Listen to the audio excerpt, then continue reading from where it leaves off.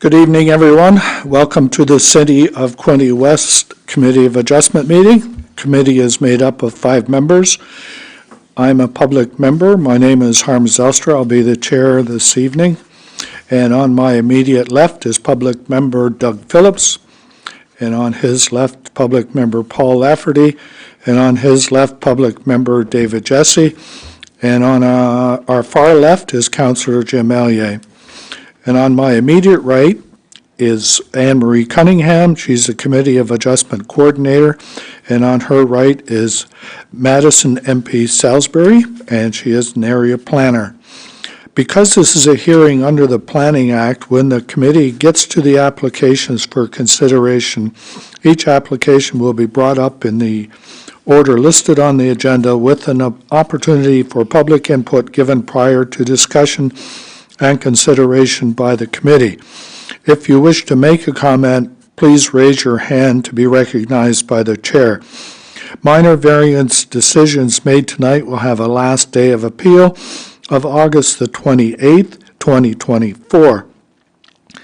If anyone wishes to receive a copy of one of the notices of decision, please use the pad of paper provided by the sign-in sheet to indicate your name, mailing address, or email address and which decision you would like a copy of, and it will be sent to you. If anyone has not signed in, please do so, as this becomes part of the minutes of the meeting. Thank you.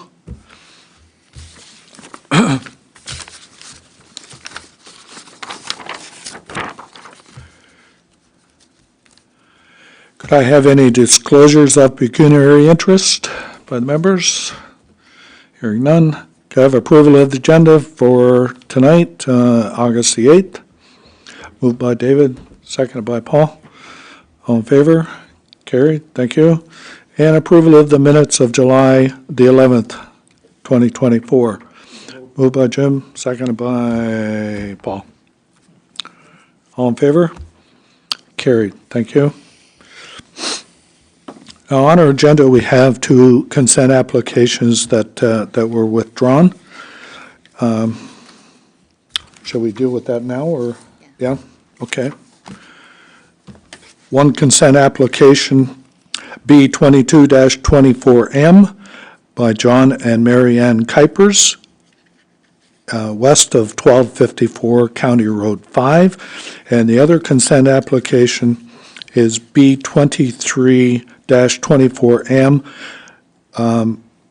which is a numbered company, 1136967, Ontario Incorporated, and it is east of 1124 County Road 5.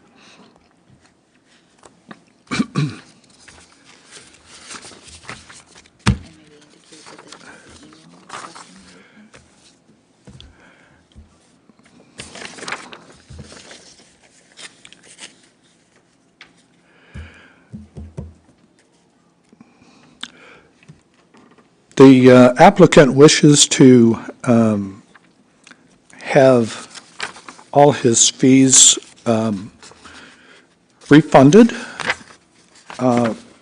If not that, to have his application postponed until the new official plan comes into effect, which is always up for dispute. It could be a month, it could be a year. So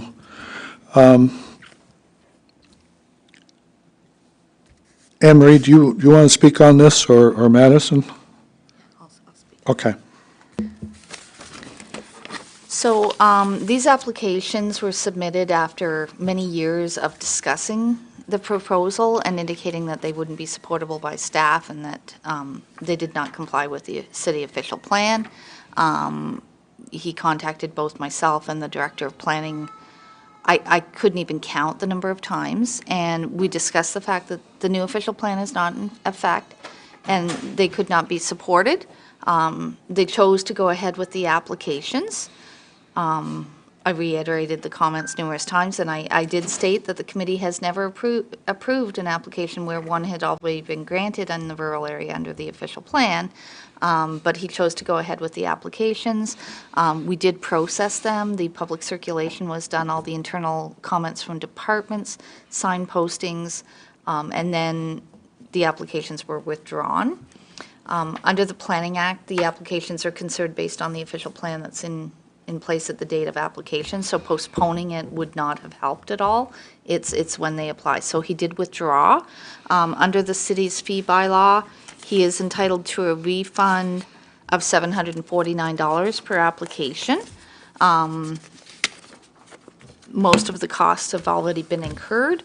So under the Planning Act, the committee does have the authority to refund whatever amount they feel is appropriate. As I said, the fee bylaw does indicate $749, but it's up to the committee if you choose to do different than that. Any comments or concerns from the committee members? My question would be, how much cost do the planning department of the city have into the circulation and what you've done to this point? Well, certainly I don't have an exact number. Some of the fees have already been paid out.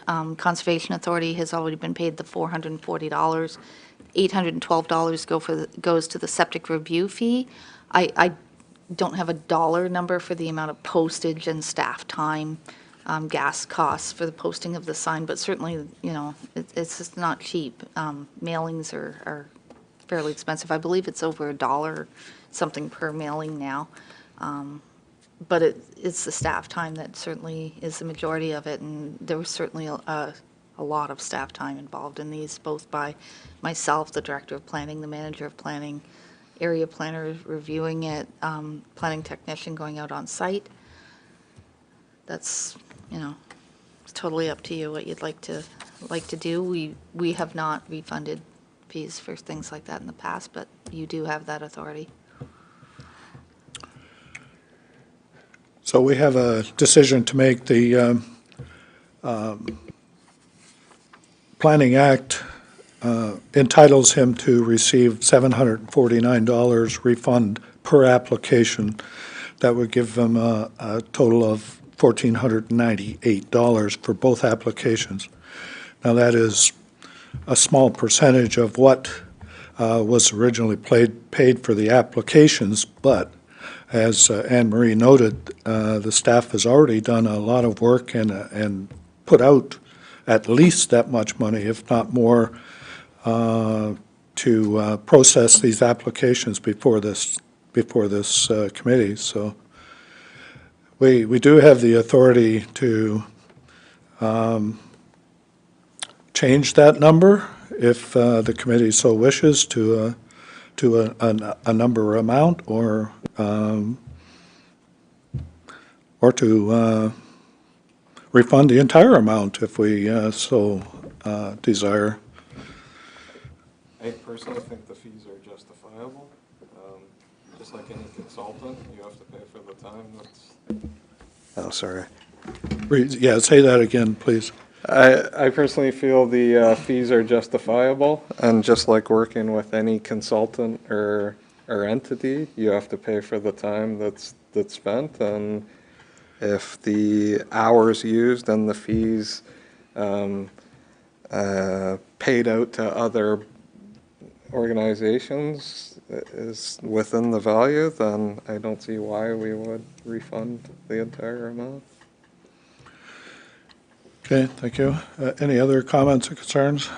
I guess, Mr. Chairman, the other comment that I'll make, I know he said in his letter here he'd like to postpone it and put it in, I guess, in escrow until such time comes, but I guess in this case he'd have to reapply for the full amount and start the process all over again. Is that correct? Under the Planning Act, with the rules and regulations we have to deal with.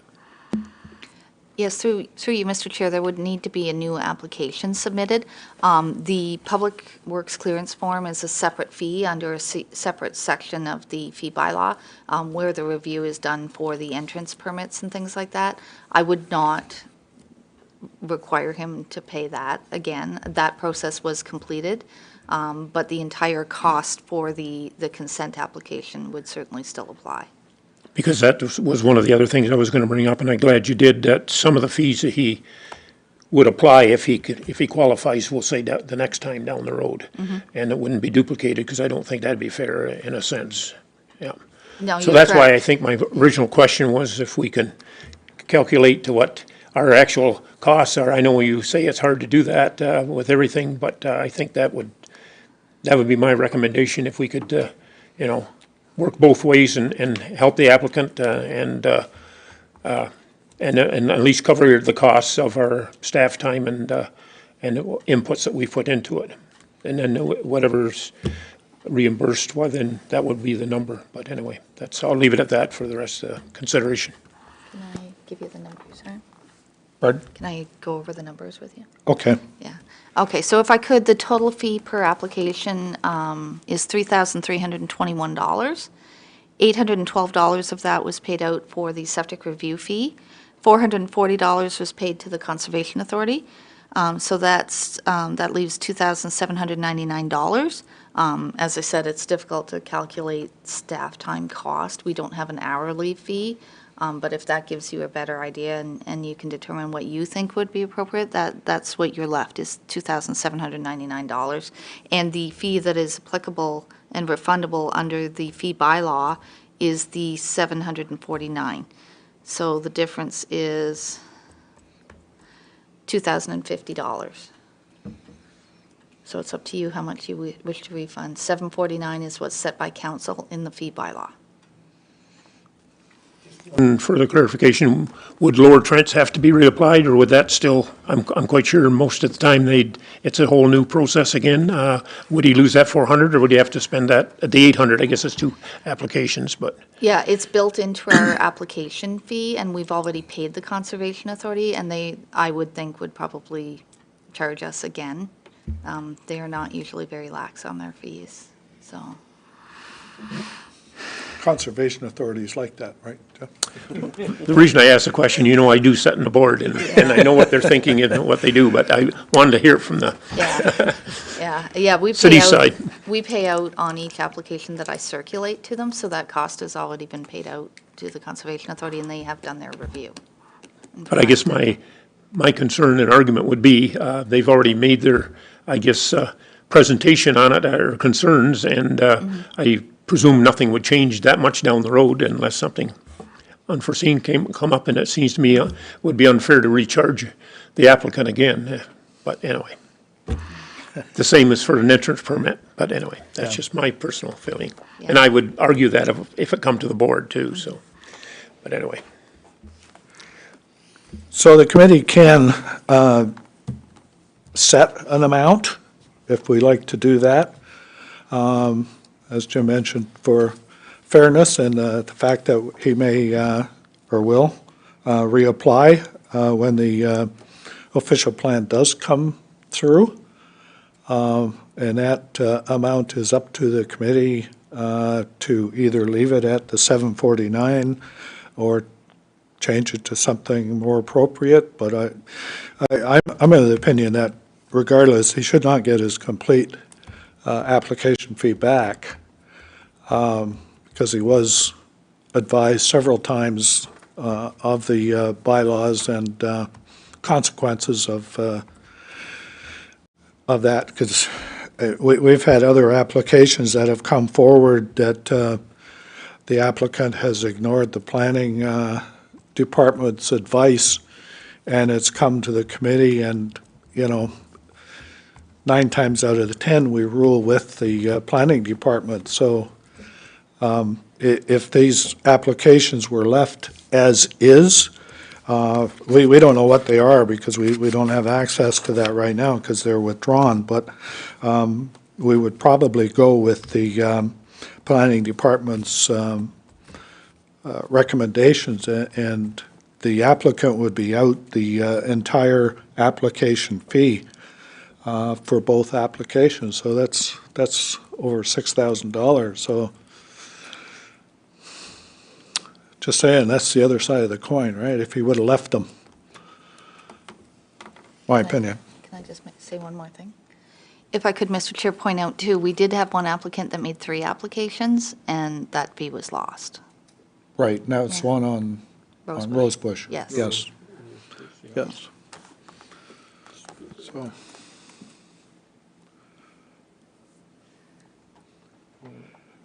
I will entertain a number, or if you want to make a motion to abide by the Planning Act, which is $7.49 per application, or change that amount. I'll take anything. Well, I guess the only other comment that I'll make, he's already spent the money for the entrance permit, and it's going to be there. So it's pretty well locked in, so that's a number that, to me, can be subtracted from whatever the rest of the committee feels like they want to apply, whether it's a 749 or well, I guess you'd add that to that, because it's The entrance fee is $1,100? Public Works clearance form is a separate charge. It's $425. Yeah. It was paid separately. It's not included in this number. it's He not. paid that separately. It was processed. It's in effect. It would stay in effect. Okay, so that's relevant. So he's not Yeah. out that money. Okay. Yeah. sure that was part of the total here. Yeah, no, it's not. So the 3,321 includes the septic review fee of 812 and the LTC fee of 440. So that leaves 2,069. 749 is what the fee bylaw says is refundable. Difference is 1,320.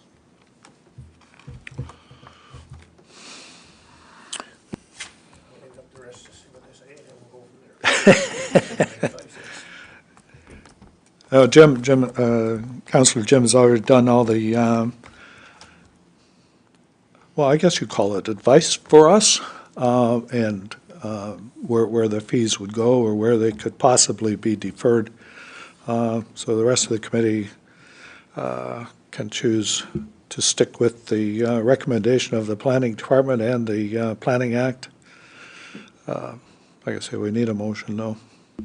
I'll motion that we maintain the 749 refund. Per application, I'll second that. okay? So that was David and Doug.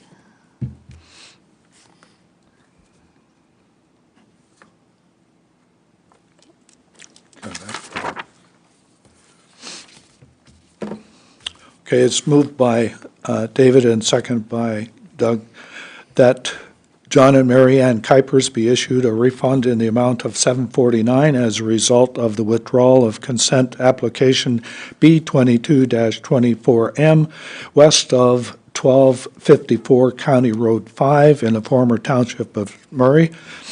And also that 11, or number company 11366967 Ontario Incorporated be issued a refund in the amount of $749 as a result of the withdrawal of consent application B23-24M east of 1124 County Road 5 in the former township of Murray.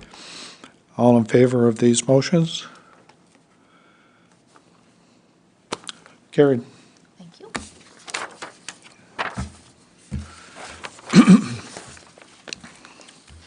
Next application is a minor variance application.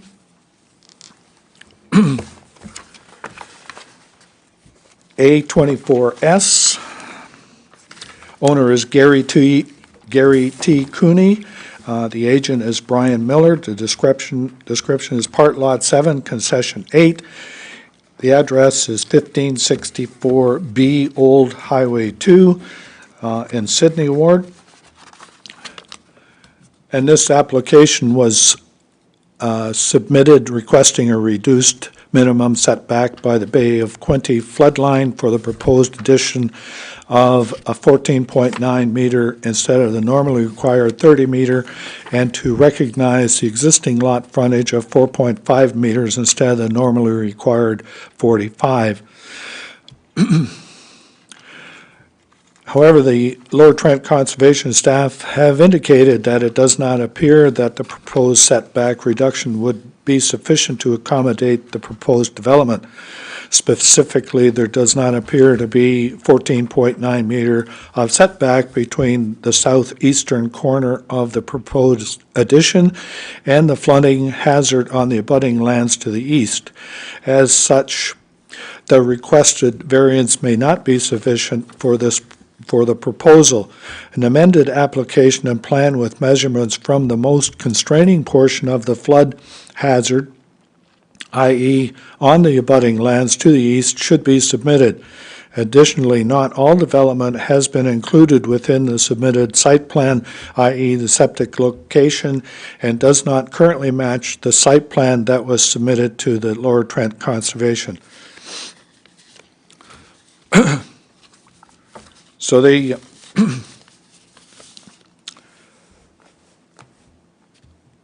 staff requests a deferral of the application pending the submission of a new sketch deemed acceptable by both the city and the Lower Trent Conservation staff that is prepared by an Ontario land surveyor, and an amendment to the application for recirculation to the public.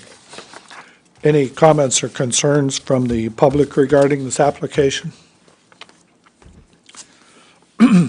Hearing none. Comments or concerns from the committee members? I'll move the recommendation to defer, Mr. Chairman. Okay, moved by Jim, seconded by David, that application A8-24S by Gary T. Cooney, Brian Miller, agent, at 1564 Old Highway 2, Part Lot 7, Concession 8, in the former township of Sydney, is hereby deferred pending the submission of a new sketch deemed acceptable by both the city and Lower Trent Conservation staff that is prepared by an Ontario land surveyor, and an amendment to the application for the recirculation in public. All in favor? Carried. I have a question, though. The lot description, is that correct? It says concession 8. It shouldn't be concession 8. Sorry, I should have brought that up earlier, but So I know it should be concession broken front. yes. My apologies. Yeah. Everybody aware of that? Okay. Yes, I didn't notice, I apologize. Well, I just, I looked at the sketch, and the sketch is hard enough to read as it is, that what we were is. given. And that's the problem, the sketch Yeah. isn't accurate. Yeah, so whether it's accurate or not, it's just too small. It is, it's very hard to read. I That's even- why we're asking for something better, Right, with a blow-up so that you can Yeah. read it. okay. I will be strict. Thank you. So all in favor? Thank you.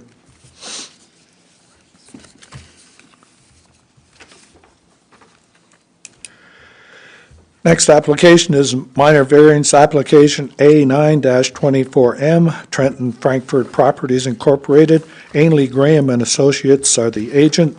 It's on the west side of Highway 33, south of 401. Reading it off on the wrong piece of paper, but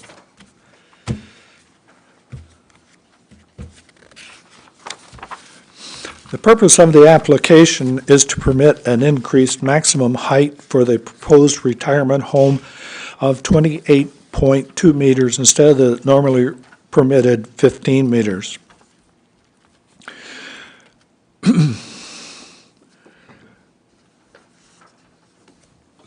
The committee read the, so I don't have to read that all again. Any comments or concerns from the public regarding this application? Nope.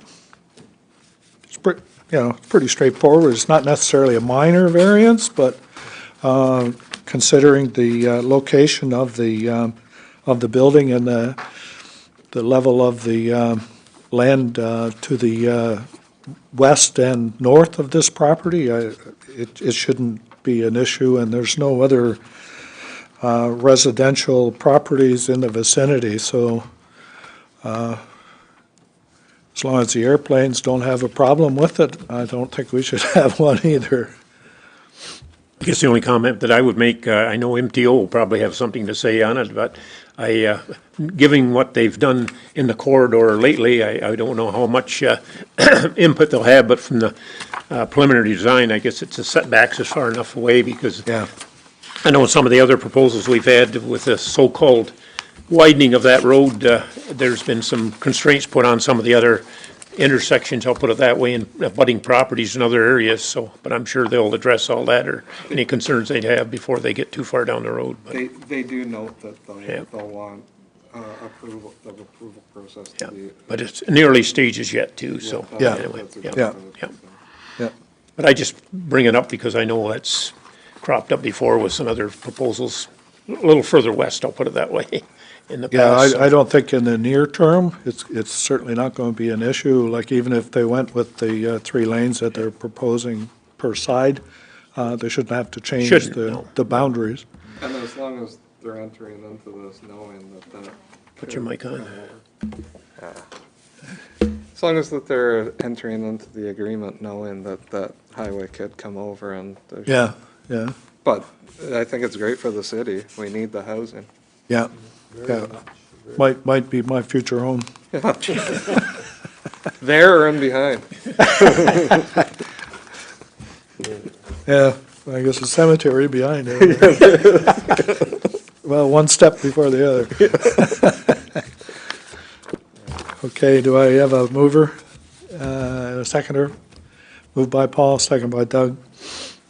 That application A9-24M by Trenton Frankfurt Properties Incorporated at 202 Highway 33 on the west side of Highway 33, south of 401, Part Lot 3, Concession 2, in the former Township of Murray is hereby approved to permit an increased maximum height for the proposed retirement home of 28.2 meters instead of the normally permitted 15 meters. One condition, that the developer provide adequate domestic water pressure at 40 PSI or greater on all floors and locations of the development, with supplemental pumping systems if required, to the satisfaction of Public Works. And 2, that the development proposal must be modified to accommodate available fire flow range provided above in the conjunction with the fire underwriter's survey to the satisfaction of Quinte West Fire Department. A lot of big words there that mean got to make sure you have water at sufficient pressure for both those departments. So, all in favor? Carried. Thank you. Any other business to come before this committee? Hearing none. Motion to adjourn. So moved. Okay. Moved by Jim, seconded by David. All in favor? Carried. Thank you.